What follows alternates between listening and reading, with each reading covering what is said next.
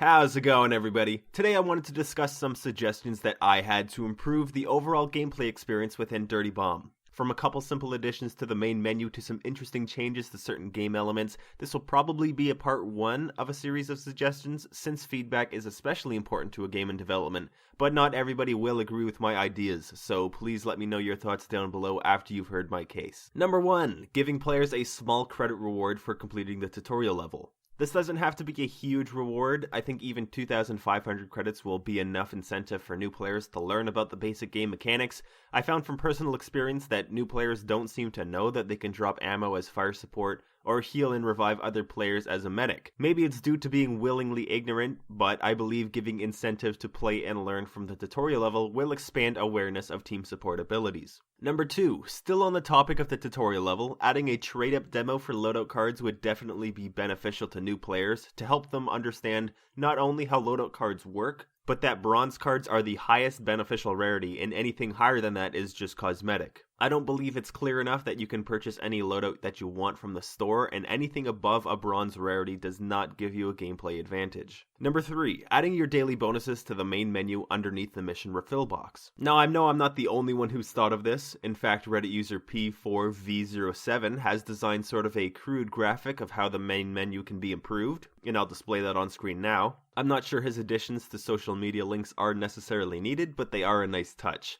Although the link to the Mercs in Training video I think is a must-have and will hopefully encourage new players to learn how to contribute to their team. I'd venture as far as to say a well-implemented improvement to the main menu, while not completely replacing the tutorial level, can definitely improve one's perspective as to how the game is paced as a new player.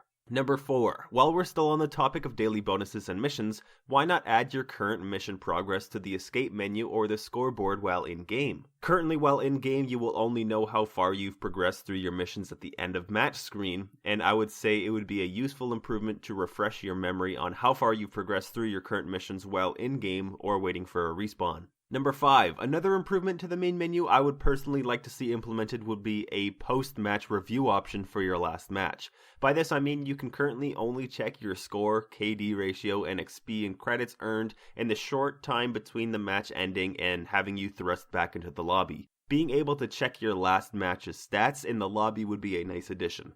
Number 6. Now let's get into some gameplay improvements that I would personally love to see. First of all, being able to join a full game as a spectator.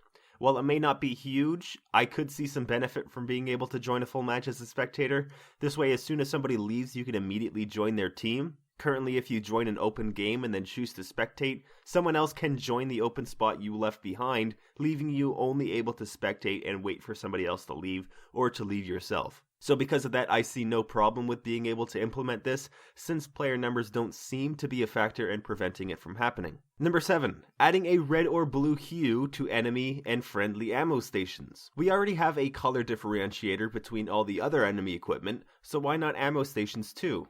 It's not a huge problem per se, but it's definitely an improvement in my eyes. You may argue that health and ammo packs don't have a difference in color either, considering anyone can pick them up regardless of which team has dropped them, but the difference is health and ammo packs don't obstruct your movement if you try to run through them, while ammo stations do. Number 8.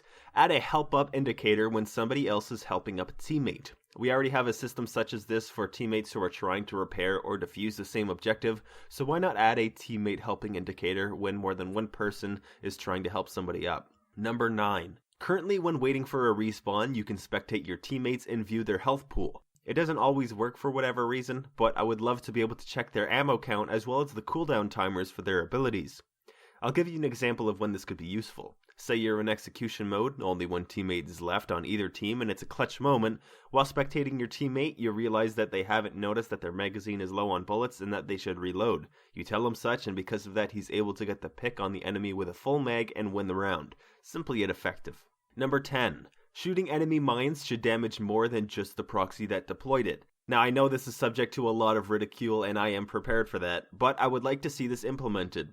This would cause players to be much more cautious of their positioning in relation to a friendly mine, instead of just sitting right behind one waiting for an enemy to show up from around the corner, and then getting the pick on them if the mine didn't fully kill their target.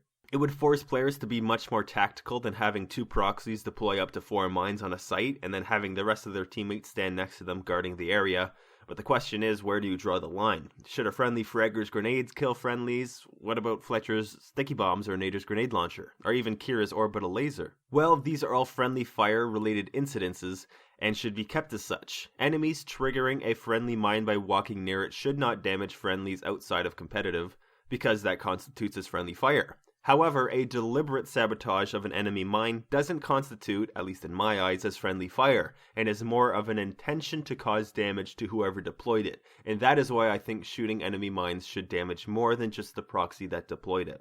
Well, that's all I have for this video, so I hope you found it interesting or at least entertaining, and maybe you didn't agree with all the changes I've listed here, so why not let me know down in the comments what you think about my suggestions, and maybe leave some of your own improvements for the future of Dirty Bomb. Anyways, I hope to see you in the next video, so until then, take care everyone.